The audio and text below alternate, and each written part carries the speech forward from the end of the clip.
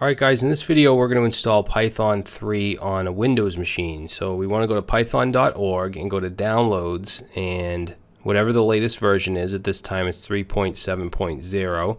Download the exe file and open that up. Okay, we're just gonna click run, and it's gonna be a simple installer. Now, really important that you check this off right here. This is gonna add 3.7 to your path, so that when you type in Python, it's gonna use 3.7 by default. So make sure you check that off and then click install now. Okay, so it's gonna go ahead and go through with the installation.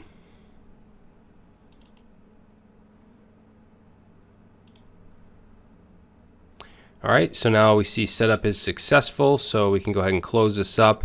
And now what I'm going to do is open up a Windows command prompt, and from here, let's say Python -- version, and you can see we have 3.7.0. And if I do just Python, enter, it's going to bring us into the Python shell here, where we can type any kind of Python commands, such as print.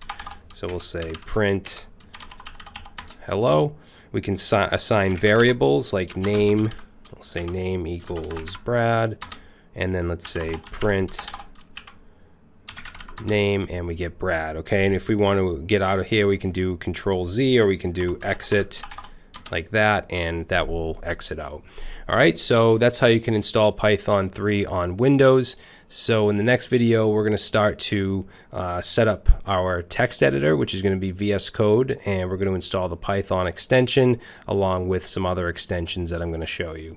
All right, so I'll see you in the next video.